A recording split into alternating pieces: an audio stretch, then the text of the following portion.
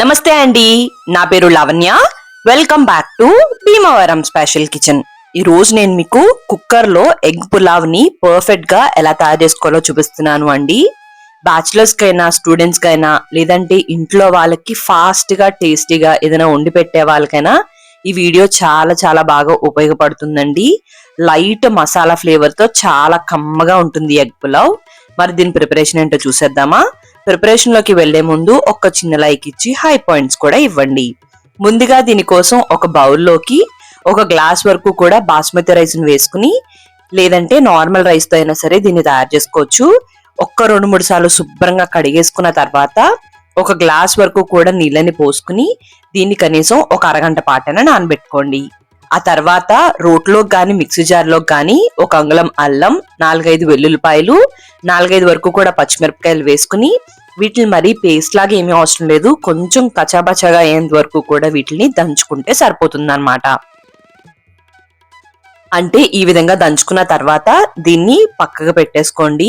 ఆ తర్వాత స్టవ్ ని ఆన్ చేసుకుని ఒక కుక్కర్ ని పెట్టుకుని దాంట్లోకి ఒక 2-3 టీ స్పూన్ల దాకా కూడా నూనె, 1/2 టీ స్పూన్ అంత పసుపు, 1/2 టీ స్పూన్ అంత ఉప్పుని వేసుకుని కొద్దిగా స్ప్రెడ్ చేసుకున్న తర్వాత ఇక్కడ నేను ఒక 5 కోడిగుడ్లని తీసుకున్నానండి. ఉడికించుకుని నాట్లు పెట్టుకున్నాను. వాటిలన్నిటిని కూడా ఈ నూనెలోకి వేసుకుని ఈ విధంగా బాగా వేగేంత వరకు కూడా వేయించేసుకుని వీటిని పక్కకు తీసేసుకోండి. అదే కుక్కర్ లోకి మరొక 2-3 టీ స్పూన్ల దాకా కూడా నెయ్యిని వేసుకుని మసాలా దినుసులు అన్నిటిని కూడా వేసుకుని ఒక 30 సెకండ్ల పాటు వేయించుకున్న తర్వాత ఒక పెద్ద ఉల్లిపాయల్ని ఇలా చీరికలుగా కోసుకుని దీంట్లోకి వేసుకుని ఉల్లిపాయలు ఈ విధంగా అయ్యేంత వరకు కూడా వేయించుకోండి. ఉల్లిపాయ బాగా వేగిపోయిన తర్వాత అల్లం, వెల్లుల్లి, పచ్చిమిరపకాయ పేస్ట్ అంతా కూడా వేసేసుకుని ఇది పచ్చివాసన పోయి మంచి అరోమా వచ్చేంత వరకు కూడా వేయించుకోండి. ఇది మంచి అరోమా వస్తున్నప్పుడు ఒక 2 మీడియం సైజ్ లో ఉన్న టమాటోల్ని వీలైనంత చిన్న ముక్కలుగా కోసుకుని దీంట్లోకి వేసుకుని అలానే ఒక టీ స్పూన్ దాకా కూడా ఉప్పుని వేసుకుని టొమాటోస్ మెత్తగా అయ్యేంత వరకు కూడా బాగా మగ్గించుకోవాలి. టొమాటోస్ ని మనం గరిటితో గనక ఈ విధంగా నొక్కితే అవి మెత్తగా అయిపోతే గనక టొమాటోస్ పర్ఫెక్ట్ గా మగ్గిపోయినట్టండి. అప్పుడు దీంట్లోకి ఒక టీ స్పూన్ దాకా కూడా ధనియాలు, జీలకర్ర పొడి, 1/2 టీ స్పూన్ కన్నా తక్కువ గరం మసాలా వేసుకోండి. ఘాటు ఎక్కువ కావాలంటే ఇంకాస్త వేసుకోవచ్చు. పచ్చిమిరపకాయ కారం సరిపోతుందండి. జస్ట్ కలర్ కోసం ఒక టీ స్పూన్ అంత కాశ్మీరీ కారం, అలానే ఒక 1/2 టీ స్పూన్ దాకా కూడా ఉప్పుని వేసుకుని ఒక 1/2 కప్పు వరకు కూడా పెరుగుని వేసుకుని ఒక్కసారి అంతా కూడా కలిసేంత వరకు కూడా కలుపుకుని 1 నిమిషం అయిన తర్వాత దీంట్లోకి మనం ముందుగా నానబెట్టుకున్న బాస్మతి రైస్ ని నీళ్లు లేకుండా వేసుకుని మరొక్కసారి బాగా కలుపుకుని 1 లేదా 2 నిమిషాల పాటు మగ్గనివ్వండి. దానివల్ల మసాలా ఫ్లేవర్స్ అన్ని రైస్ కి బాగా పడతాయి.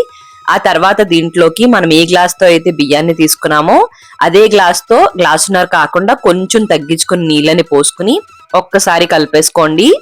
కొద్దిగా ఉడకటం మొదలైన తర్వాత దీంట్లోకి కొత్తిమీరని వేసేసుకుని ఉప్పుని చెక్ చేసుకుని ఉప్పుని కూడా అడ్జస్ట్ చేసేసుకుని మరొక్కసారి కలిపేసుకుని దీంట్లోకి మనం ముందుగా వేయించి పెట్టుకున్న కోడిగుడ్లన్నిటిని కూడా వేసేసుకుని కుక్కర్ మూతని పెట్టేసుకుని ఒక్క విజిల్ వస్తే సరిపోతుందండి. రైస్ పర్ఫెక్ట్ గా కుక్ అయిపోతుంది అన్నమాట.